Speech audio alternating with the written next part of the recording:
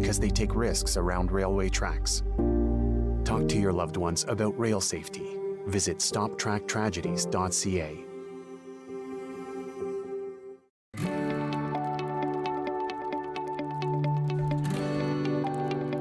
You're watching Rogers TV. This program is brought to you by Ignite TV. Now you're in command. Visit Rogers.com for more details.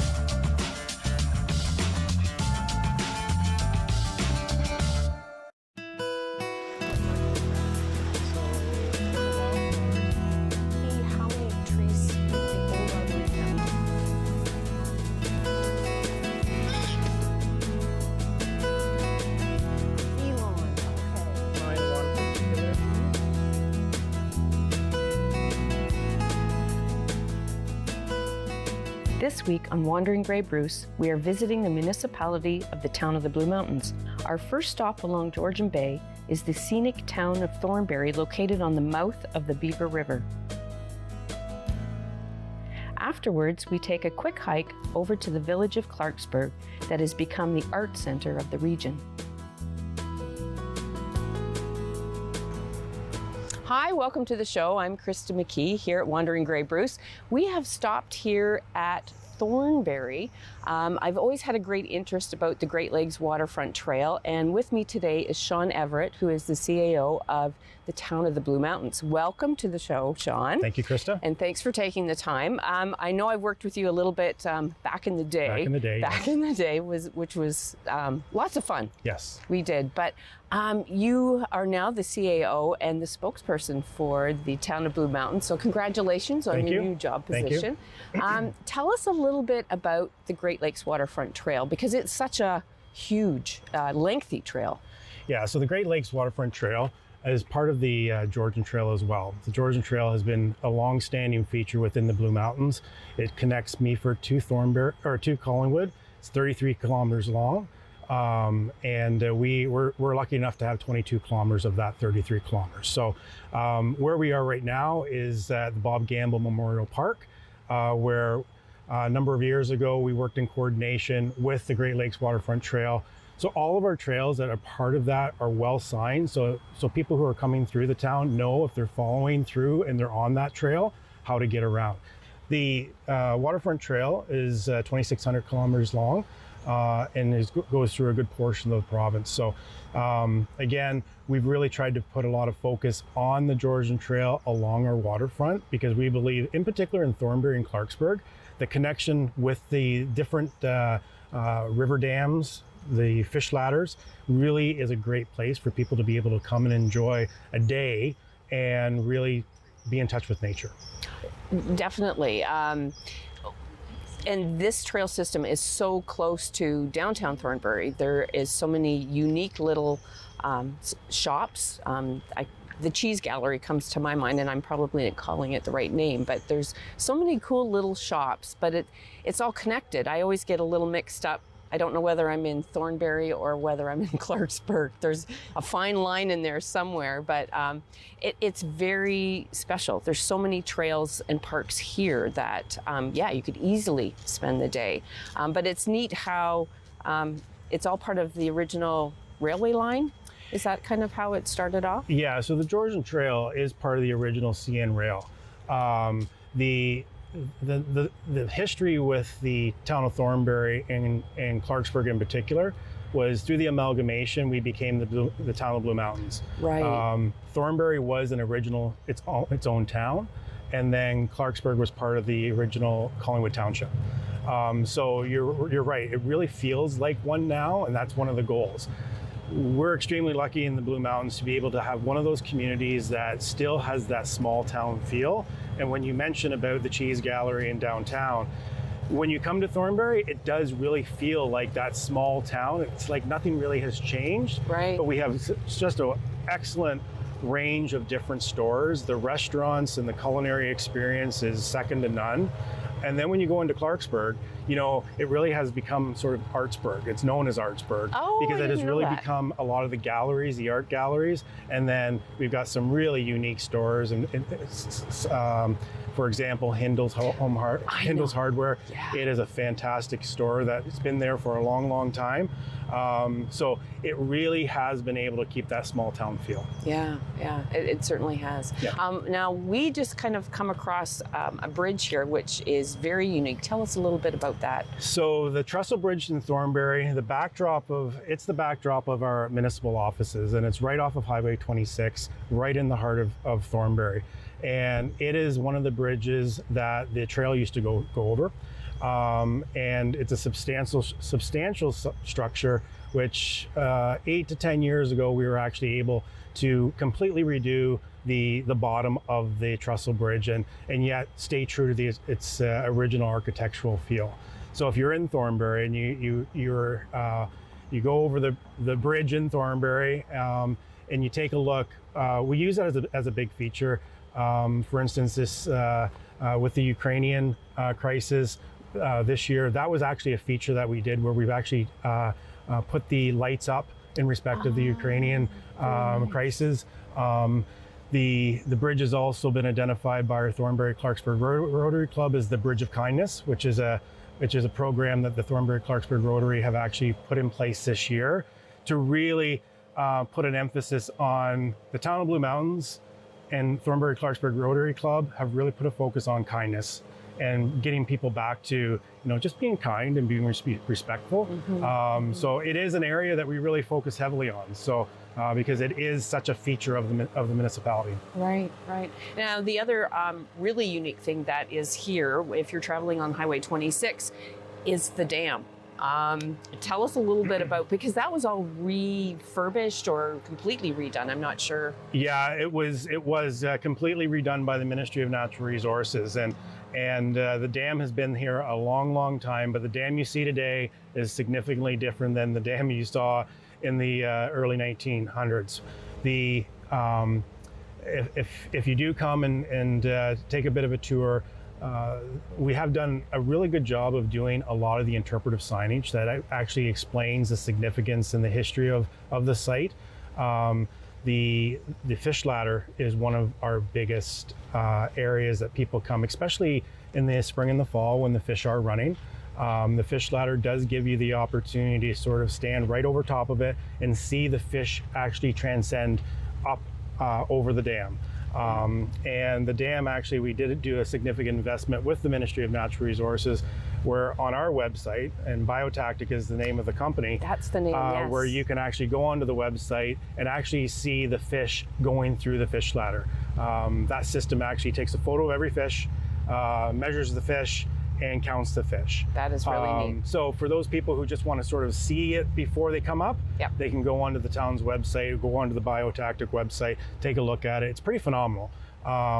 And again, really busy. I would say one of the busiest areas in the town, especially around Thanksgiving when the fish are running. So a little bit of a hint, if we had a little bit of rain and we got a little bit of the mud line coming out of the river, that's when you want to come into take a look at the fish ladder, because the fish are waiting for that mud line. They see the mud line and they Yep. start making the run up. Yeah. So it's, again, another pretty unique opportunity and facility within the Blue Mountains that draws a lot of people. Very nice. Well, let's go have a look at the dam. Absolutely. Okay, Thank you. great. You won't regret spending a day in Thornbury experiencing all the places there are to see. Sean is very enthusiastic about the trails and the local history in his town he calls home. Ooh, now this is interesting. Yeah, so this is part of the old structure and the old flume from the original mill and the old dam. So we wanted to make sure that we incorporated aspects of that just as part of the feature. Very nice. Very nice. Oh, look at all the different decks. Yeah, the Riverwalk is a beautiful park. And now I'll just take you up to where you can actually see the dam and the fish ladder. But what is this? This is not part of the fish ladder. Yeah, so this was part of the original Riverwalk platform development. And actually, it's one of the bells from the old facilities, the old buildings in the municipality. And we just thought it was really cool to incorporate it. And quite often when visitors are here, I work at the town hall, and you'll often hear people ringing the bell. So it's still really, really cool. But Nifty. again, part of that whole Riverwalk platform experience. Right, yeah, very neat. Cool. Let's go over. I'm anxious to see the fish ladder. Yeah, absolutely. It's very cool. I love there's art along the trail as well, which is really unique. Yeah, so we really tried to do some installations over the last number of years where we've got our steel fish that looks like a rainbow trout. And then a couple of years ago, we actually took it to the next level. Right. And went to a wood installation where a local wood carver actually put that together for us. Nice. And again, just part of the experience and trying to keep as local as possible. For instance, the steel fish, actually our manager of Parks and Trails, his daughter painted that for us. So, nice. So just nice little features that just add to that experience. Right. So we could do, instead of kiss the cod, we could do kiss the trout. Yeah, absolutely. If you But we won't. If you want to do that right now, go ahead. No, we won't. I want to see the fish ladder. Yeah, absolutely. Yes. Okay. I can't believe what I'm seeing here. This is so different than what I'm used to in Owen Sound. This is amazing. Yeah, it really is the jewel of the whole Riverwalk experience, where you have a very unique type of fishway, where you have the fish coming in from the river, and you basically, they work their way up the actual fish ladder underneath, where then they'll actually continue going up the Beaver River. So it's, again, when the fish are running in the spring and the fall, another uniqueness of this facility is being able to actually walk over top of it and the views that it provides. Right. Lots of these places would be locked down and fenced, where this is actually really good access and a unique opportunity to get, especially when the fish are running, actually being able to get over top and watching the fish go up. And do it because they've laid out a natural, not really a ladder like what I'm used to seeing in Owen Sound. This is a much natural way that they would be used to in coming up to spawn. Yeah. Yeah. And the term fishway, the really cool thing is when you do come and you take a look at it when they are running, and you see them taking their breaks, where they'll go up a couple of little channels and then they'll take a break and rest. So this is, as opposed to a fish ladder where they really are jumping over that next ladder, Yes. This is a way they just meander in a very easy and manageable elevation. Yeah, and you would be able to see their fins sticking out of the water, which is really cool to see in the fall. Yeah, it's really cool because you see them banging into each other and just really making their way, and just the range of the size of the fish are pretty is pretty interesting. So you get the crowds over here, and then over the bridge again, Highway 26, being able to look over the bridge and get another completely different view of the fishway. Again, it's that jewel of the fish Riverwalk platform experience. Great experience. Yeah. Now, does this dam work, do anything else other than just monitor or kind of keep the river level that's here for recreational value, really? Yeah, so that's why it's so critically important with the Ministry of Natural Resources, because the dam does provide a significant function. So without the dam, this is the Beaver River out here. Without that dam, it would be basically a really small single channel. Right. So it does hold the water back. It keeps water levels at the appropriate level. But the Thornbury Dam actually also generates electricity. I did not know that. Yeah. So there is a electrical generating station actually underneath the Mill Cafe, and so they do generate power. That power does go in the grid. In the winter, we actually lower the level of the dam, so they actually do not generate power in the winter. Right. And the reason is, by lowering the dam, we've really found that lowering of the dam has helped the frazzle ice issues that we've typically seen in the past. Right, and that's usually in Clarksburg. In Clarksburg, Yes. sees the majority of that. Yeah. So lowering that dam with a great partnership with the Ministry of Natural Resources has allowed us to do that, as well as the owner of the power generation. He has been fantastic to work with, being able to shut the power generation down over the winter, Right. To allow that lowering. I did not know that. I did not realize that there was electricity born here. So let's follow the water, and I'm anxious to have a look at your new pier. Is that what you're at the calling Thornbury Harbor, we'll take a look at the new pier that we're very, very proud of. Very good. It was built up over the COVID period. And wow. it's one of our heaviest used pieces of park space that we have in the municipality. Okay, let's go have a peek. Awesome, thanks.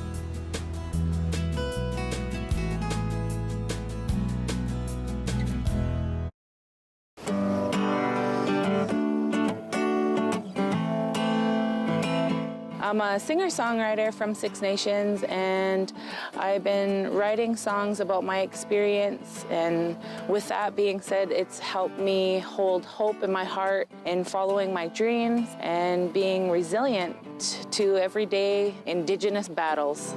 Competition between spirit, earth, and wind, let me tell you now. This song in particular, The Shiner, is a special song that I wrote for my grandfather. He was a snow snake maker, and that is a Haudenosaunee winter sport. It's my job to educate and to share, and the music allows me to do that. He'll be shining snow snakes and mudcats to the end of his days.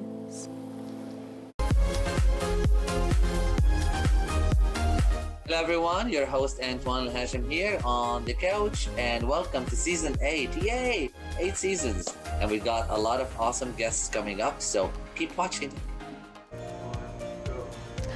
Join us next week on Grey County Life, and we'll be talking about the Festival of Northern Lights and the Santa Claus Parade.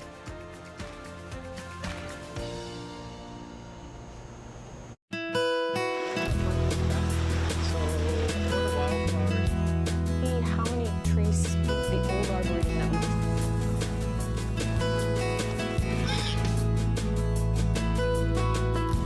Elon, okay.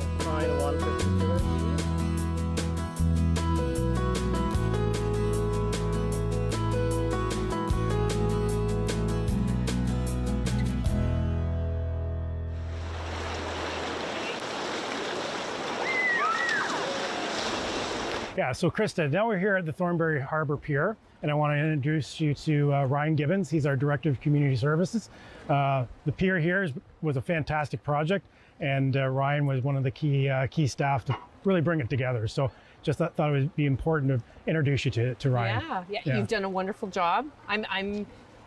This is fantastic. We were just watching some kids jump off the end of the pier, which first horrified me until you were explaining the whole purpose of this pier. Yeah, it's almost a rite of passage for the teenagers in the community to come down to the pier and jump in the water. Years and years of families have come down and jumped off the end of the pier, and whether it's cold water, warm water, it's been a tradition for many years in the community. Yeah, it's amazing on how water draws the community, right? I love the park. When we first pulled in here to the parking lot, I just seen the yacht club and the boats that are here, but I didn't realize that you had a park on the other side of this parking lot, which is fantastic, but it's a work in progress as well. So explain what's going on there. Yeah, it's been a great community park for a lot of years. It's Little River Beach Park.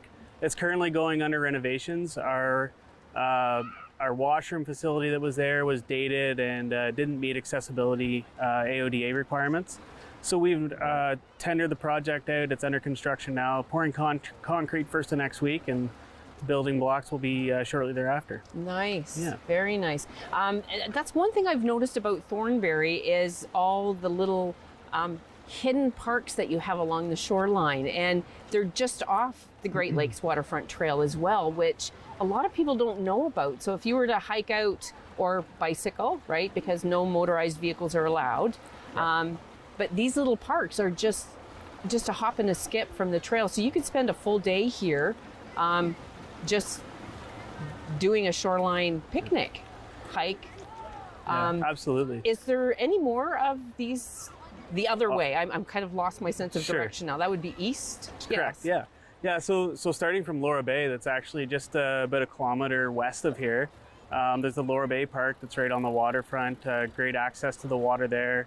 Heading east, you'll go to Bayview Park, which is the next one over, Council Beach, Delphi Point Park, and then you get to Northwinds Beach, which is at Craigleith at the depot. And it's a busy beach. It's a large. We have washroom facilities there, waste facilities. It's our busiest beach in the summertime. Very nice. And it's nice that I have to thank you for having washrooms, because that's a key thing. And I think with COVID, a lot of people started looking for washrooms and they were all locked, right? So yeah. I'm so happy you've got washrooms that you're building here, because that's very important when you've got a public facility. What did this look like prior to, because this is new? Yep. So this was a big project for us, the resurfacing of the pier.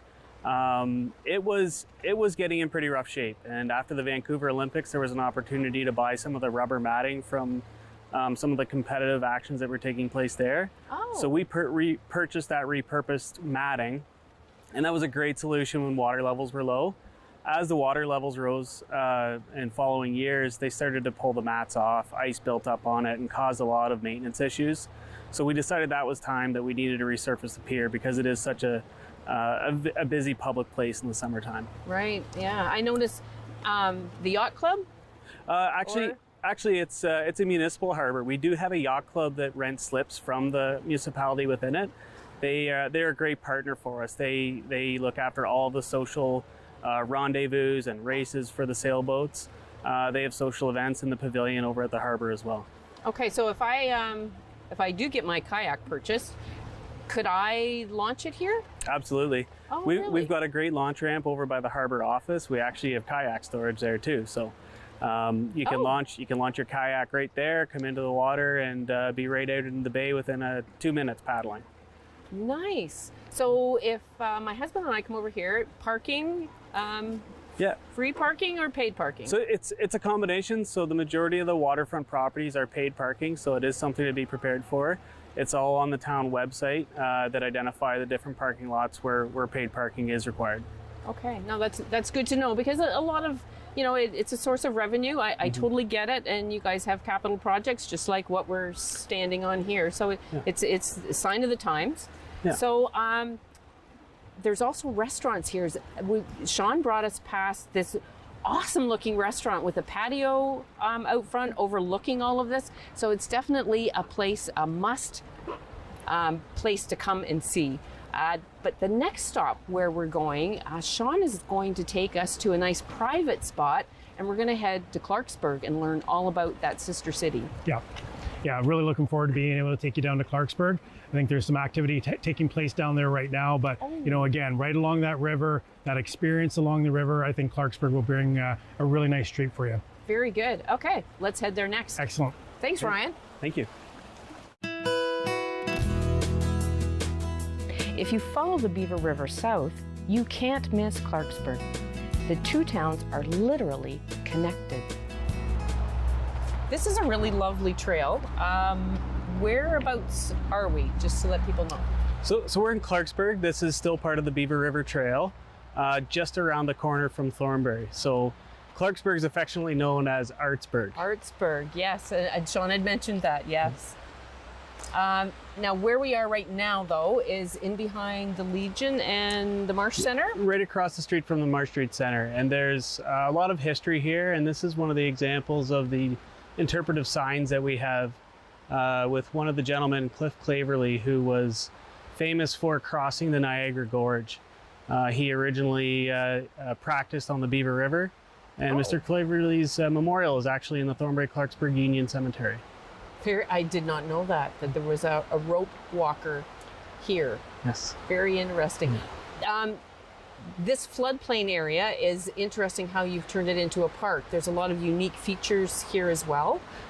If you were looking for a nice picnic that's not on the shoreline, people can get here from the Great Lakes Trail. It's another side trail. Yeah, it's just off the Great Lakes Trail, the Beaver River Trail, and you can find the directions through the on the town website, thebluemountains.ca. Wonderful, wonderful. And there's other parks behind here as well that is part of this same trail system. Yeah, so this is all part of Lions Park. So the Lions donated the land and as well as a pavilion. So if somebody's looking to come down and have a quiet picnic, as you noted, There's a pavilion right there ready for use at any time. Right, and so they don't have to make any reservations. They can just make use of it. That's exactly right. Very nice. So this trail is connected to Thornbury, which is very handy if you are going to spend the day here in Thornbury. So I thank you very much for being our tour guide here. Sean had to leave us a little early, but that's all right. And yes, stay tuned. Make sure that you check out the website and come to Thornbury, either pack a lunch or take advantage of the restaurant that's on the waterfront. So thanks for watching us, and we'll see you again next time on Wandering Grey Bruce.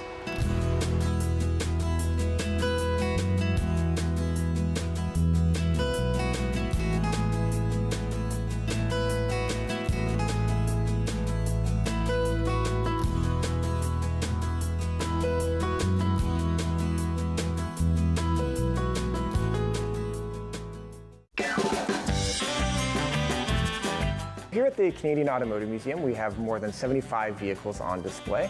All of them have some sort of Canadian connection, so they're either built here in Canada or owned by Canadians, and tell us the story of Canada's love affair with the automobile. And we're located here in downtown Oshawa, Ontario, which has produced more cars in Canadian history than any other place in Canada.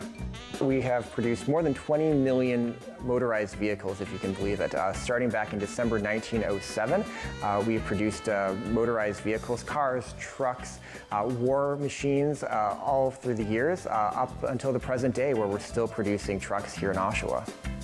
We have a number of fan favorites here at the museum. One is our 1983 DeLorean. Everyone loves Back to the Future. We actually have a Canadian spec DeLorean, so this is one of 88 DeLoreans that actually came to Canada when the company closed down in the 80s. We have Lightning McQueen on display from Disney Pixar's Cars 3. It's a full-scale replica of the character from the movie Cars 3. Kids of all ages really enjoy coming to see him in our main gallery. Really brings a smile to everyone's face. One of our recent acquisitions is a 1975 Bricklin SV1. The Bricklin is probably the most famous Canadian sports car ever built. It was only built for 2 years, 74 and 75, constructed out in New Brunswick. A very short-lived project, but a lot of notoriety because there aren't many cars that come out of the East Coast. And visitors over the years remember the Amphicar. The Amphicar has actually been in our museum since the very beginning when we opened back in the early 1960s. And the Amphicar is a car and a boat. And so it represented the car of the future. And so back when the museum opened, it came here as a very futuristic automobile for visitors to see. And now, of course, many years later, we look at as a really an awesome retro car. Now, more than 50 years on. But the car has been here, and it's one of the cars that's been in the museum the longest, in fact. So many visitors remember it from their travels. We also have a number of interesting cars owned by famous Canadians. So we have Lady Eaton's 1912 Rolls-Royce. So that's the same year that the Titanic set sail. So it's a very glamorous limousine that was owned by one of the wealthiest Canadians of her day. We also have a number of rare and unique Canadian cars as well. So at the moment, we have a 1908 McLaughlin Buick Model F, which was actually the earliest existing car built here in Oshawa. So when I talk about 20 million cars built here in town, this is the earliest one that exists in the world. To me, this collection is very important because visitors really connect well with it. We can have a visitor come in from anywhere in the world, any age, any background, and we can find a way to connect with them. That's either through, design of the car, the history of the car, personal stories. They're very relatable in terms of storytelling, in terms of connecting with our heritage, and everyone leaves, happy coming through the car museum. It's a great place to take photos. It's a great place to bring your family. It's a great place to spend your afternoon here in downtown Oshawa.